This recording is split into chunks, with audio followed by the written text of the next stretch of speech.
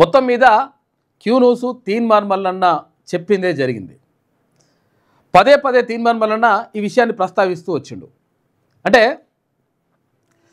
రిజర్వేషన్లకు సంబంధించి, బీసీలకు రిజర్వేషన్లకు సంబంధించి రకరకాలుగా కొండంత రాగం తీసి ఏదో పాట పాడినట్టుగా మొత్తం మీద బీసీ రిజర్వేషన్ను ఇక్కడే ఉంటుంది, ఇది పార్టీ తరఫున రిజర్వేషన్ మేము ఇస్తాము అని ప్రభుత్వంలో ఉన్నటువంటి కొంతమంది మంత్రులు కానీ లేకపోతే ముఖ్యమంత్రి కానీ ప్రకటన చేస్తారు అని చెప్పేసి తీన్మార్ మల్లన్న ఎప్పుడో చెప్పిండు. అయితే రకరకాలుగా ఆర్డినెన్స్ తీసుకొచ్చిండ్రు, తర్వాత అసెంబ్లీలో బిల్లు పెట్టిండ్రు, రకరకాల దీన్ని తీసుకుపోయి అక్కడ గవర్నర్కి పంపిండ్రు, గవర్నర్ దగ్గర అక్కడనే ఆగిపోయింది. ఆ తర్వాత జంతర్ మంతర్ దగ్గర, ఢిల్లీలో జంతర్ మంతర్ దగ్గర పోయి ధర్నా చేసిండ్రు. ధర్నా చేసిన తర్వాత మొత్తం కూడా ఇస్తున్నాం అనేటువంటి కలరింగ్ ఇచ్చిండ్రు. రకరకాలుగా అంటే కోర్టుకు వెళ్ళిండ్రు, కోర్టుకు వెళ్ళిన తర్వాత కోర్టు పెండింగ్లోనే ఉన్నది. ఇదంతా కూడా జరుగుతూ ఉంటే లాస్ట్కు నిన్న సల్లగా ఏమని చెప్తున్నారు, దీనికి కారణము 3,000 కోట్ల రూపాయలు ఎవరికి గ్రామ పంచాయతీలకు రావాల్సినవి నిధులు ఆగిపోతాయి కాబట్టి, మురిగిపోతాయి కాబట్టి కేంద్రం నుంచి వచ్చేటివి. అందుకని మేము ఇప్పుడు తక్షణమే ఏది సర్పంచ్ ఎన్నికలు పెట్టాలని చెప్పేసి ప్రభుత్వం భావిస్తున్నట్టుగా ఒక ప్రకటన విడుదల చేసిండ్రు నిన్న. అంటే దీని అర్థమైంది, ఈ పైసలు మురిగిపోతున్నాయి కాబట్టి, పైసలు రాకుండా పోతాయి కాబట్టి అని చెప్పేసి 3,000 కోట్ల రూపాయలు పక్కకు పెట్టు. ఇక్కడ ఏది 2.5 కోట్ల మంది బీసీల యొక్క ప్రజల యొక్క మనోభావాలు ఎక్కడున్నాయో ఏమవుతున్నాయో ఒక్కసారి ఆలోచన చేసుకుంటే బాగుంటుండే. కాకపోతే ఏంటంటే అటువంటి ఆలోచన లేనట్టుగా కనిపిస్తూ ఉంది. అందుకనే నిన్న బీసీలకు పార్టీ తరఫున 42% రిజర్వేషన్ అమలు చేస్తాం, మేము పార్టీ తరఫున ఇచ్చేస్తామనేటువంటి మాటను చెప్పిండ్రు నిన్న ప్రభుత్వంలో ఉన్నటువంటి మంత్రులు. అయితే దీని ద్వారా ఏంటంటే బీసీలకు రిజర్వేషన్ ఇచ్చే ప్రసక్తే లేదు అని చెప్పేసి క్లియర్గా చెప్పకనే చెప్పేసిండ్రు. అందుకని నిన్న మంత్రివర్గ సమావేశం మనం అప్పుడే చెప్పుకున్నాం, మంత్రివర్గ సమావేశం పెడతారు, పెట్టిన తర్వాత ఇలా ప్రధానంగా ఇదే అంశం ఉంటుంది. కాకపోతే ఏంటంటే 4-5 అంశాలు కూడా చర్చించినట్టుగా ఉండాలని, ఈ గిగ్ వర్కర్ల సమస్య కానీ లేకపోతే అందశ్రీ కుమారుడికి జాబ్ కానీ ఇట్లా కొన్ని అంశాలన్నీ కూడా తీసుకొచ్చినట్టుగా ఒక కథా కమావిషంతో నడిపించిండ్రు. క్లియర్గా నిన్న మరి బీసీ మంత్రులు కానీ లేకపోతే ఇంకా ఎమ్మెల్యేలు కానీ దీనిపైన సపోర్ట్ చేస్తలేరు. ఏ పార్టీలు ఉన్నా సరే, అధికార పార్టీ కానీ ప్రతిపక్షం కానీ లేకపోతే ఎవరు కానీ. అంటే ఏం జరగాలి ఇక్కడ, బీసీలకు 42% రిజర్వేషన్ ఇస్తా అని చెప్పింది ఎవరు అంటే కాంగ్రెస్ ప్రభుత్వం, కాంగ్రెస్ పార్టీ తన మేనిఫెస్టోలో పెట్టింది. ఈ మేనిఫెస్టోలో పెట్టడం ద్వారా ప్రజలు నమ్మిండ్రు, బీసీలకు మంచి జరుగుతుందనేటువంటి ఒక భావన వాళ్ళలో క్రియేట్ అయింది. ఆ తర్వాత ఓట్లు వేసిండ్రు, గెలిపించిండ్రు. మరి కేసీఆర్ అప్పుడు మంచి చేయలేదు అట్లా అంటే కేసీఆర్ ఇట్లా బీసీలకు అన్యాయం చేస్తున్నటువంటి ఉద్దేశంతో కాంగ్రెస్ పార్టీని గెలిపించిండ్రు. మరి గెలిపించినప్పుడు ఏం చేయాలి ప్రభుత్వంలో ఉన్నటువంటి పెద్దలు, బీసీలకు సంబంధించి ఎట్లా చేద్దాం, తర్వాత డెడికేటెడ్ కమిషన్ ఇచ్చినటువంటి నివేదిక ఏంది, కులాల వారీగా లెక్కలు బయటపెట్టి ఆ నివేదిక కరెక్ట్గా తీసుకుపోయి కోర్టుకు సమర్పిస్తే కోర్టు కూడా నమ్ముతుంది, కోర్టు కూడా ఓకే చెప్తుంది. అంటే చాలామంది అంటున్నారు ఇక్కడ 50% రిజర్వేషన్ మించొద్దు అని చెప్పేసి. అంటే ప్రత్యేక పరిస్థితుల్లో కోర్టులు కూడా అంగీకరిస్తాయి. ఎప్పుడు అంగీకరిస్తాయి అంటే ఇది రాజ్యాంగంలో లేదు అని చెప్పేసి అక్కడ అభిషేక్ మను సింఘ్వి ప్రభుత్వం తరఫున సుప్రీంకోర్టులో వాదించినటువంటి న్యాయవాది చెప్పినటువంటి మాట. అంటే రాజ్యాంగంలో లేదు, కాకపోతే ఏంటంటే కోర్టులు పెట్టుకుని, సరే కోర్టులు పెట్టుకున్నా ఏది పెట్టుకున్నా కానీ ఎందుకు ఇట్లా ఈ క్లియర్గా విషయాలు చెప్పడం ద్వారా ఇస్తుంది అంటే బీసీలలో ఒక 60-70 కులాలు ఇప్పటి వరకు ఒక వార్డు మెంబర్ కానీ సర్పంచ్ కానీ లేకపోతే ఇంకెటువంటి పదవులు ఎటువంటి పోటీ కూడా అయినటువంటి కులాలు 60-70 కులాలు ఉన్నాయి. అయితే వీళ్ళకి సంబంధించి నిజంగా ఒకవేళ ఇట్లా పరిస్థితి ఇట్లుంటుంది కాబట్టి 112 కులాలు 124 కులాలు రకరకాలు చెప్తా ఉన్నారు కదా బీసీలలో. ఈ 130 కులాలల్లో సగం కులాల కంటే ఎక్కువ కులాలు ఇప్పటి వరకు కనీసం వార్డు మెంబర్ కూడా కాలేదు, కనీసం అక్కడ ఏది పోటీ కూడా చేయలేనటువంటి పరిస్థితులు ఉన్నది. కాబట్టి వీళ్ళకి సంబంధించి ఆలోచించి 100% రిజర్వేషన్ ఇవ్వడం ద్వారా వీళ్ళను కూడా ఇక్కడ ఏది ప్రజాప్రతినిధులుగా చేయొచ్చు అనేటువంటి భావన అక్కడ అదేది సుప్రీంకోర్టుకు వివరించినప్పుడు కోర్టు కూడా ఓకే చెప్తుంది. కోర్టు కానీ ఇక్కడ సుప్రీంకోర్టు కానీ ఇక్కడ హైకోర్టు కానీ. కానీ అది చేయకుండా కులాల వారీగా లెక్కలు తీయకుండా మొత్తం మీద గంపగుత్త లెక్క ఇంతమంది ఉన్నారు ఇంత కథ అని చెప్పేసి చెప్తే వివరాలు ఏవి అని చెప్పేసి అడిగింది కోర్టు. ఇవన్నీ పక్కకు పెట్టేసిండ్రు. కథం లాస్ట్కి ఏం చేసింది నిన్న ఏది 42% రిజర్వేషన్ని సర్పంచ్ ఎన్నికలు ఫస్ట్ పెడతాం, అది డిసెంబర్లో పెడతాం, 2వ వారంలో నోటిఫికేషన్ వస్తుంది, డిసెంబర్లో పెడతాం, అది 42% పార్టీ పరంగా ఇస్తామంటారు. పార్టీ పరంగా వద్దని చెప్పేసి ఎన్నిసార్లు చాలాసార్లు తీర్మానం మళ్ళీ పదే చెప్పిండు.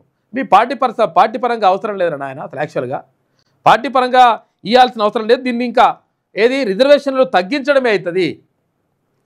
ఎట్లా తగ్గించడం అవుతుంది?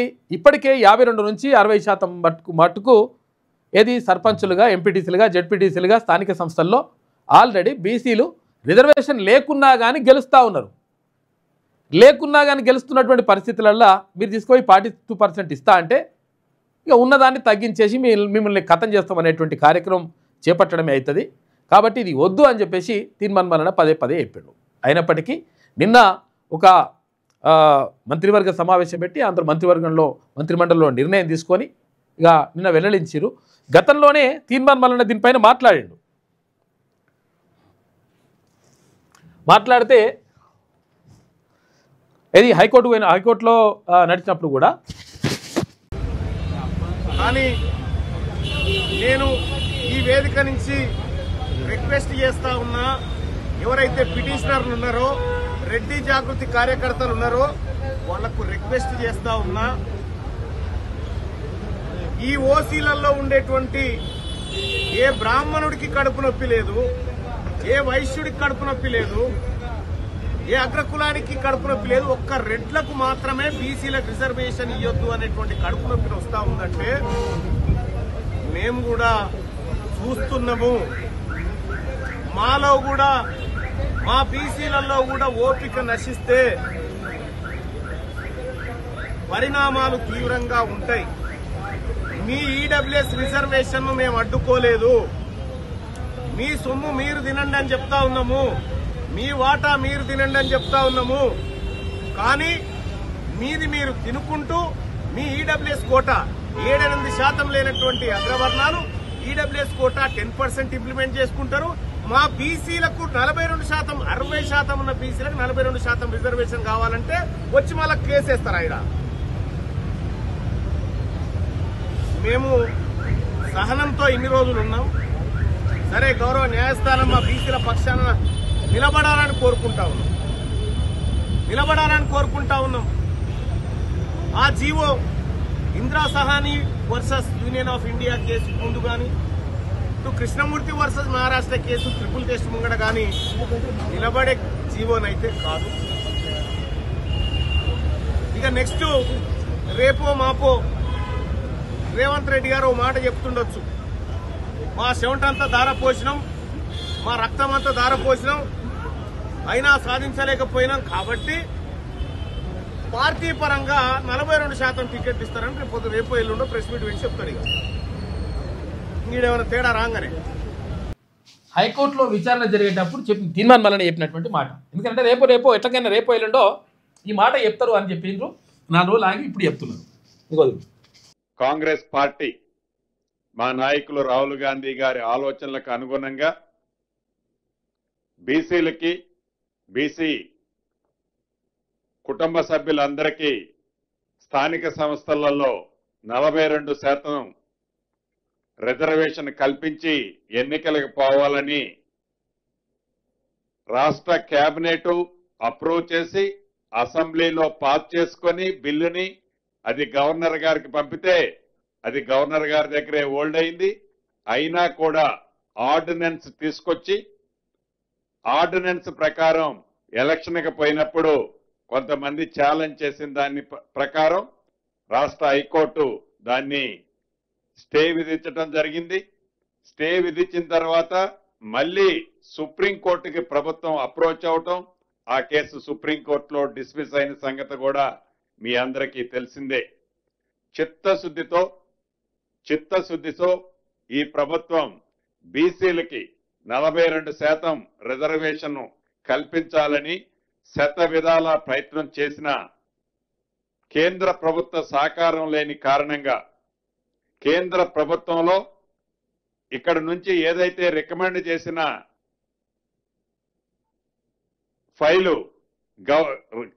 రాష్ట్రపతి గారి దగ్గరే హోల్డ్ అయి ఉండటం కారణం చేత కోర్టులలో కూడా ప్రభుత్వానికి వ్యతిరేకంగా నిర్ణయం వచ్చిన కారణం చేత రాష్ట్ర ప్రభుత్వం కోర్టులో ఫైట్ చేస్తూనే ఏదైతే 15th ఫైనాన్స్ కమిషన్ నుంచి రాష్ట్రానికి రావాల్సిన లోకల్ బాడీస్కి రావాల్సిన సుమారు 3,000 కోట్లు ఈ మార్చితో అవి ల్యాప్స్ అయిపోయే పొజిషన్ ఉంది. దాన్ని దృష్టిలో పెట్టుకొని పార్టీ పరంగా బీసీ సోదరులకి 42% రిజర్వేషన్లో సీట్లు అలాట్ చేస్తూ మొదట గ్రామ పంచాయతీ ఎన్నికలు నిర్వహించాలని ఈరోజు కేబినెట్ నిర్ణయించడం జరిగింది. మిగిలిన ఎంపీటీసీలు, జెడ్పీటీసీలు, అదే రకంగా మున్సిపల్ కార్పొరేషన్లు అన్నీ కూడా కోర్టులో ఒక కంక్లూజన్ వచ్చిన తర్వాతనే వాటిని నిర్ణయం తీసుకోవాలని కూడా ఈరోజు రాష్ట్ర కేబినెట్ లో సుదీర్ఘంగా చర్చించిన తర్వాత రాష్ట్రానికి కేంద్రం నుంచి రావాల్సిన సుమారు 3,000 కోట్లు గడిచిన 2 సంవత్సరాల నుంచి ఏవైతే ఉన్నాయో అవి కూడా యాజ్ పర్ నామ్స్ ప్రకారం మార్చితో ల్యాబ్స్ అయిపోతున్న కారణంగా రాష్ట్రానికి రావాల్సిన 3,000 కోట్లు ల్యాబ్స్ చేసుకోవటం ఇష్టం లేక స్థానిక సంస్థలు ఓన్లీ గ్రామ పంచాయతీ ఎన్నికలు పెట్టాలని ఈరోజు కేబినెట్ నిర్ణయించడం జరిగింది. చూశారు కదా, పార్టీ పరంగా 42% రిజర్వేషన్ ఇస్తా అని చెప్పేసి చెప్తారు ముఖ్యమంత్రులు, లేకపోతే మంత్రులు వచ్చి మీడియా ముందుకు వచ్చి ఈ మాట చెప్తారు. శతవిధాలా ప్రయత్నించమని చేసినామని చెప్పేసి మంత్రి గారు పొంగులేటి శ్రీనివాసరెడ్డి గారు చెప్తా ఉన్నారు. శతవిధాలా రకరకాలుగా ప్రయత్నం చేసినప్పటికీ మేమేం చేయలేకపోయినాం. అందుకని పార్టీ పరంగా మీ పార్టీ పరంగా అవసరం లేదని చెప్పేసి ఎన్నిసార్లు చెప్పినాం. పార్టీ పరంగా చేస్తే ఏమైతే మనం చాలాసార్లు కూడా చెప్పినాం కదా. పార్టీ పరంగా చేస్తే ఇక్కడ కాంగ్రెస్ పార్టీ ఒక దగ్గర టికెట్ ఇస్తుంది, బీఆర్ఎస్ పార్టీ ఒక దగ్గర ఇస్తుంది, బీజేపీ ఒక దగ్గర ఇస్తుంది. లాస్ట్కి వస్తే బీసీలో ఎవరైనా క్యాండిడేట్ ఉంటే ఆడ వీక్ క్యాండిడేట్ని పెట్టేసి ఓడగొట్టేటువంటి ప్రయత్నం చేస్తారు. ఇటువంటి మోసం జరుగుతుంది. దీనివల్ల నష్టం జరుగుతుంది ఇంకా. కాబట్టి పార్టీ పరంగా బీటీ పరంగా అవసరం లేదని చెప్పేసి తీర్మానం వలన పదే చెప్పిండు. అయినప్పటికీ క్లియర్గా అదే జరిగింది. రేపు ఎల్లుండో ప్రకటిస్తారు అని చెప్పేసి అంటే బరాబర్ ఇప్పుడు అదే జరుగుతూ ఉంది. కాబట్టి ప్రభుత్వం చేస్తున్నటువంటి పనిగో ఇట్లున్నది. మరి కేంద్ర ప్రభుత్వం అడ్డుకుంటుంది, కేంద్ర ప్రభుత్వం మాకు సహకరించట్లేదు అంటే మరి కేంద్ర ప్రభుత్వం ఎట్లా సహకరిస్తుంది? సరే, సహకరించాల్సిన అవసరం ఉండే, ఏదేమైనప్పటికీ సహకరించాలి.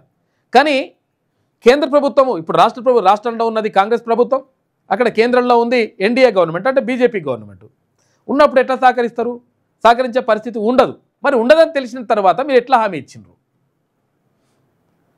హామీ ఇచ్చినప్పుడు దాన్ని నెరవేర్చేటువంటి ప్రయత్నం చేయాలి కదా. మేము ప్రయత్నం అన్నీ చేసినామని చెప్పేసి అంటే ఎట్లా? కాబట్టి ఇటువంటిది ఉంటానమాట. కాబట్టి ప్రజలు గమనిస్తూ ఉన్నారు, ప్రజలు లెక్క తేలుస్తుంది దాన్ని.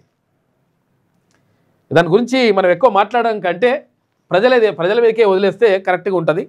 ఇంకో అది లెక్క అనమాట. అధికారులు మీ సమస్యలు పట్టించుకోవట్లేదా? నెలల తరబడి మిమ్మల్ని ఇబ్బంది పెడుతున్నారా? మీ సమస్యకు ఎవరు స్పందించట్లేదా? సమస్య ఏదైనా ఎక్కడి నుంచైనా వెంటనే క్యూన్యూస్ కాల్ చేయండి. మీ తరఫున మేం బాధ్యత తీసుకుంటాం. కాల్ చేయాల్సిన ఫోన్ నెంబర్ 8499019921. పబ్లిక్ వాయిస్, సామాన్యుడి ప్రశ్నాస్త్రం. ప్రతి గురువారం ఉదయం 10 గంటలకు మీ క్యూన్యూస్ హెచ్డీలో నవంబర్ 6 నుంచి ప్రారంభం.